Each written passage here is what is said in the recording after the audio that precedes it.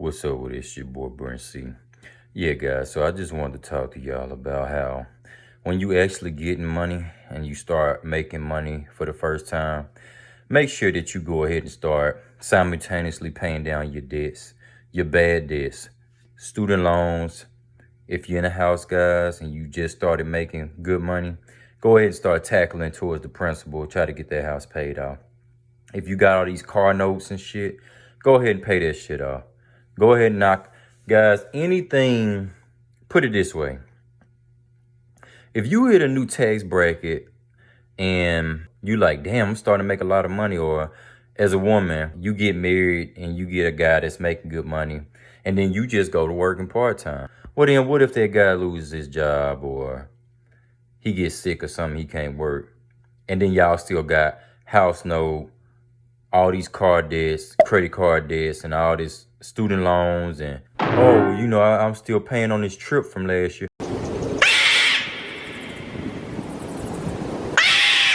All this crazy stuff, and y'all just been nickeling and diming, creating new debt, and just bullshitting around and not actually tackling the bad debt.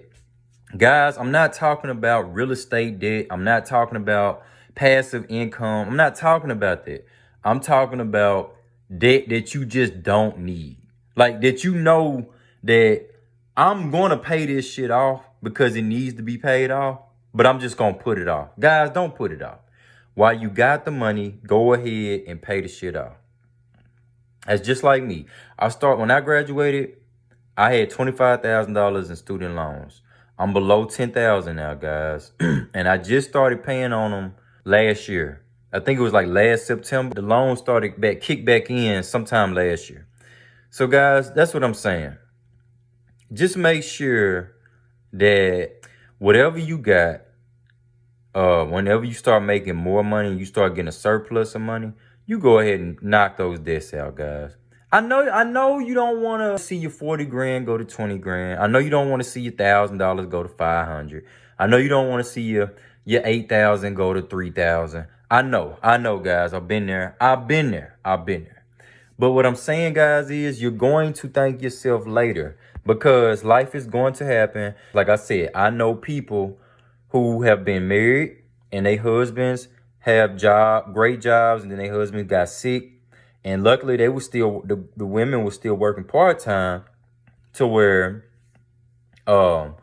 they were able to go ahead and go and get full-time so they could pick up the slack.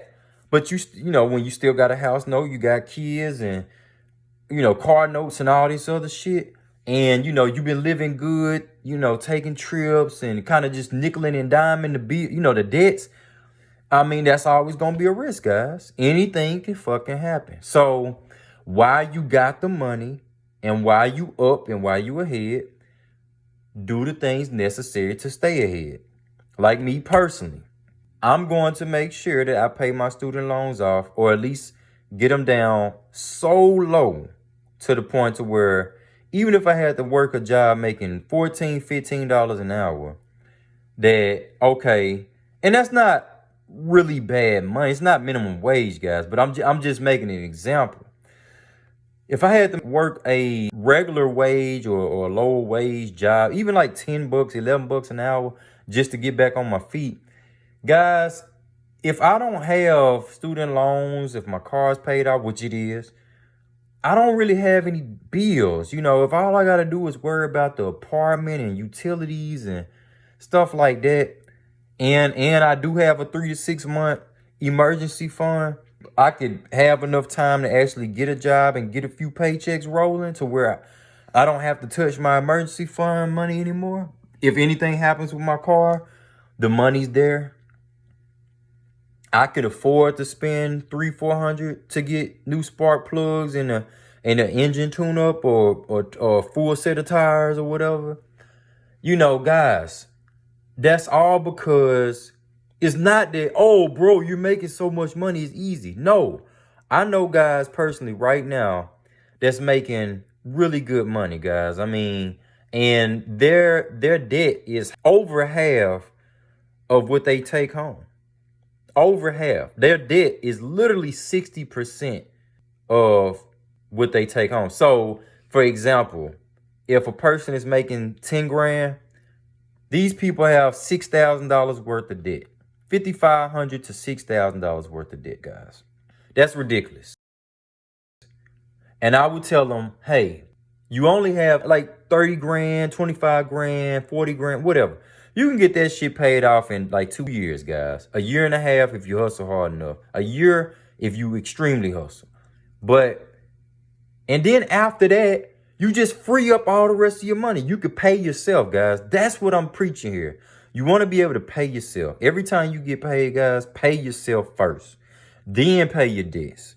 Make sure you're putting some in savings. Budgeting, guys. I hated that shit. I hated that word. I never liked it.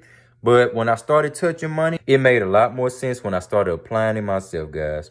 You're really minimizing the risk if you just go ahead while you got the money in the account, pay off the bills, pay off those people you owe. Don't be a slave to debt. And then you can start saving more, investing money, make it grow, and then taking trips and doing whatever you want, guys.